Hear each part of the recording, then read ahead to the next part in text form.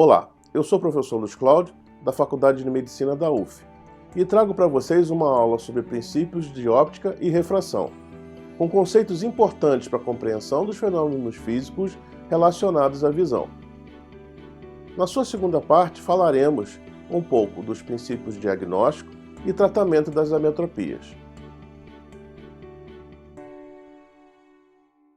Na primeira parte de nossa aula, tratamos das teorias para explicar a luz, chegando até a definição de onda eletromagnética com características de onda e partícula. Também estudamos as propriedades físicas da luz, como a reflexão, refração, interferência e difração. Nesta aula trataremos com mais detalhes da refração, associada à óptica do olho e às ametropias, seu diagnóstico e tratamento. Vamos lá. Óptica geométrica. Estuda os fenômenos luminosos com base em leis empíricas ou experimentais. Eles são explicados sem que haja necessidade de se conhecer a natureza física da luz. A óptica geométrica usa como ferramenta de estudo a geometria. São propriedades dos raios luminosos, a propagação linear, a independência do feixe luminoso, a reversibilidade, quando um feixe luminoso pode ser refletido e refratado de modo a constituir um sistema óptico.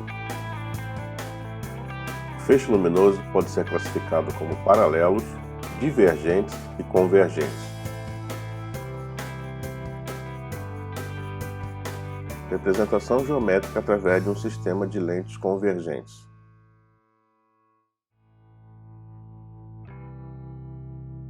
Quando um raio luminoso atravessa um meio com índice de refração diferente da origem, ele sofre um desvio que pode aproximá-lo ou afastá-lo da normal. Para calcular o índice de refração, devemos dividir o seno do ângulo incidente sobre o seno do ângulo refratado. O estudioso e astrônomo árabe Abu al-Hassan sugeriu que lentes polidas poderiam ajudar pessoas com deficiência visual. Contudo, sua ideia de usar partes de uma esfera de vidro para ampliação óptica só veio a ser colocada em prática muitos anos depois. Seu livro Óptica foi traduzido para o latim em 1240 com uma ótima acolhida em muitas comunidades monásticas. Foi aí que as ideias de Al-Hassan tornaram-se realidade. No século XIII, monges italianos criaram uma lente semisférica de cristal de rocha e quartzo que, ao ser colocada sobre um texto, ampliava as letras. Salvino d'Armato dell'Armati de Florença, que significa filho de Armato, é acreditado por ter inventado os primeiros óculos de vestir por volta de 1284 na Itália, embora exista alguma dúvida quanto à autenticidade dessa alegação.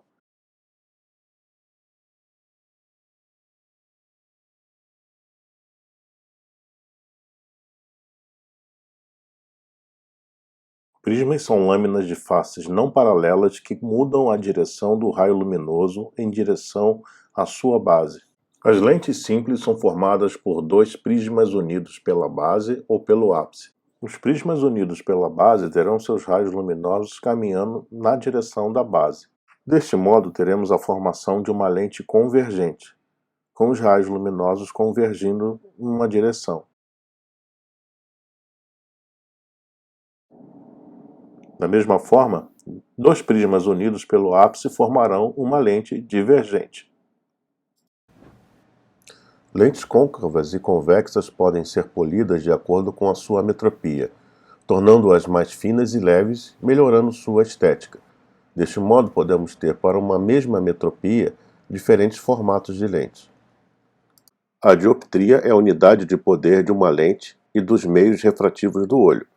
Ela é dada pela fórmula D é igual a 1 sobre F, onde F é a distância focal em metros.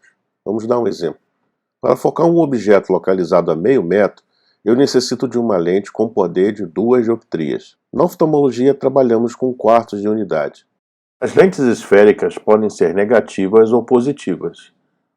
As lentes negativas são consideradas lentes divergentes. As lentes positivas são consideradas lentes convergentes. Olho esquemático. Um olho esquemático é um modelo físico ou matemático que representa as bases ópticas de um olho real. Ajuda a fornecer uma base para estudos teóricos do olho, como um instrumento óptico. Alguns aspectos ópticos encontrados no olho real são ignorados. Temos agora um olho esquemático emétrope. Observe que o segundo ponto focal é representado na retina. Neste caso, a dioptria total do olho é de 60 dioptrias num olho adulto de 22,2 mm e distância focal de 16,7 mm. Não é considerado nesse esquema a variação do poder acomodativo do olho. O olho esquemático versus o olho real. O olho esquemático é uma aproximação do olho real. Nele, não são consideradas todas as variações possíveis para tecidos e a acomodação. As suas superfícies são esféricas. O poder refrativo é constante. O olho real possui superfícies asféricas. O cristalino muda seu poder refrativo. Emetropia é a condição refrativa do bulbo ocular que permite que os raios paralelos de luz formem uma imagem na retina, mediante relaxamento da acomodação. Já a ametropia é a condição refrativa do bulbo ocular que raios paralelos incidentes formam uma imagem na frente ou atrás da retina quando a acomodação está relaxada. Por enquanto, nós não entraremos em detalhes sobre a acomodação. É importante que ela não seja considerada aqui, neste momento. Obviamente, o tamanho de um bulbo ocular ao nascimento é menor do que o tamanho do olho de um adulto. Ao nascimento, ele é relativamente curto, havendo 2 ou 3 dioptrias de hipermetropia. Em torno dos 5 a 7 anos, o olho tende a ser emetrópico, quase sempre com algum astigmatismo. Após os 50 anos de idade, tendência a desenvolver a hipermetropia novamente, que aumenta gradualmente até o extremo da vida, e aos 80 anos o olho tem os mesmos 2 ou 3 dioptrias com os quais começou. Essa hipermetropia senil é devida a alterações no cristalino, é principalmente do tipo de índice. Alterações da curvatura também podem ter alguma influência. Agora o nosso olho esquemático apresenta o foco anterior à retina para o mesmo olho de 22,2 mm, ou seja, o olho de um adulto. Não considerando a acomodação, esse seria um olho míope. O olho esquemático mostrando o segundo ponto focal atrás da retina para um olho de 22,2 mm. Nosso esquema mostra agora um olho com 2 pontos focais, um à frente da retina e outro atrás da retina, revelando um sistema astigmático. O astigmatismo se deve a diferenças entre o meridiano vertical e horizontal da córnea, levando à formação de 2 focos para cada meridiano.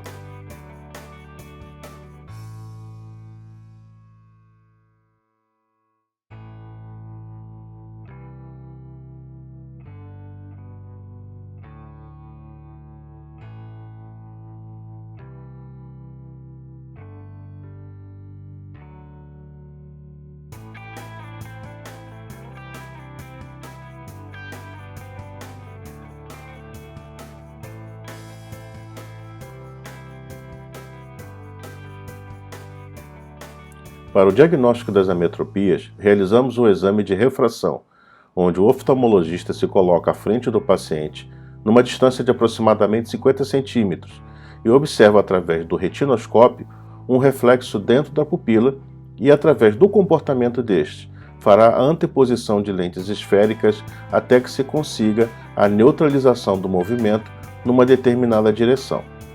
A partir da leitura da lente e do devido desconto da distância de foco dado pela distância de trabalho, chega-se à magnitude da ametropia em dioptrias.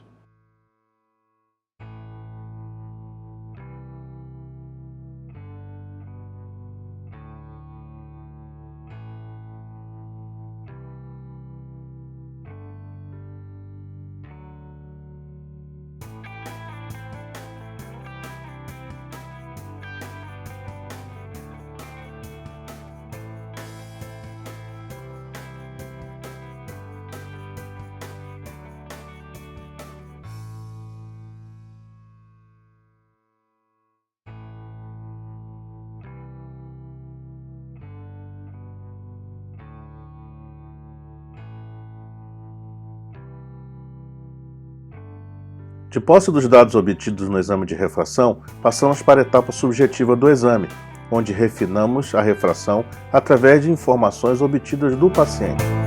As clássicas perguntas: melhor esta ou esta? Melhor assim ou assim? De que jeito é menos turvo? Assim ou assim, são feitas até se obter melhor visão e conforto. Outros testes podem ser realizados para refinar a refração, mas sua descrição foge dos objetivos desse curso. Na acomodação, os objetos desfocados na retina estimulam um reflexo que permitirá o aumento do poder dióptrico do cristalino, e assim, os objetos próximos ficam focalizados na retina.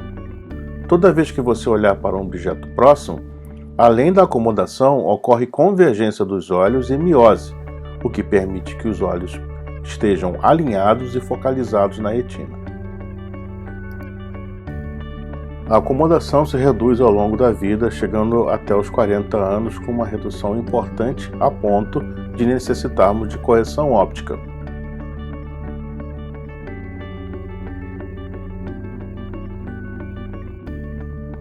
Antes do exame de refração, realizamos a anamnese completa do paciente, sua queixa, histórico de doenças e tratamentos anteriores com óculos, cirurgias ou uso de lente de contato. A história familiar de doenças oculares também é importante. Filhos de pais míopes possuem maior chance de apresentar miopia. Sua evolução desde o nascimento, a presença de prematuridade e o uso de O2 na UTI trazem informações de doenças que podem levar à baixa de visão sem necessariamente ser uma metropia.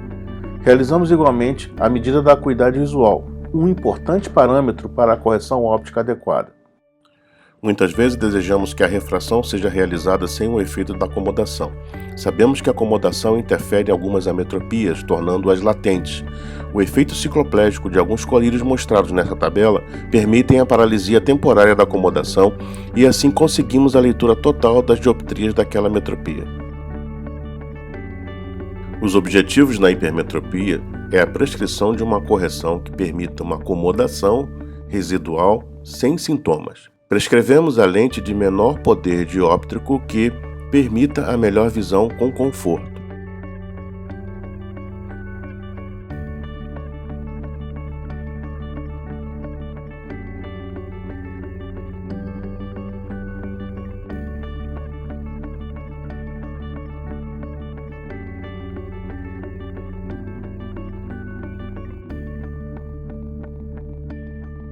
As lentes cilíndricas são formadas a partir de um bloco cilíndrico.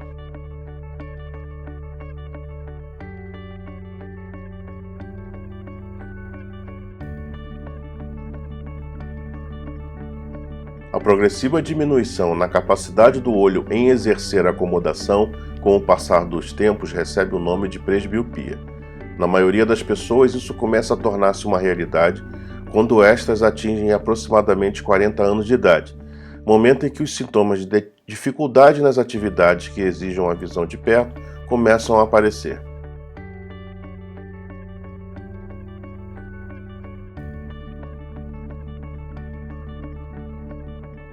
A correção da refração com lente de contato implica em uma alteração física da superfície da córnea como lente parte do sistema óptico do olho. Isso resulta na abolição da superfície anterior da córnea como superfície refrativa e na substituição da mesma pela face anterior da lente de contato, que passa a se tornar a mais importante lente desse novo sistema óptico. O processo semelhante ocorre com as cirurgias refrativas, nos quais a mudança de curvatura da córnea afeta significativamente a refração ocular.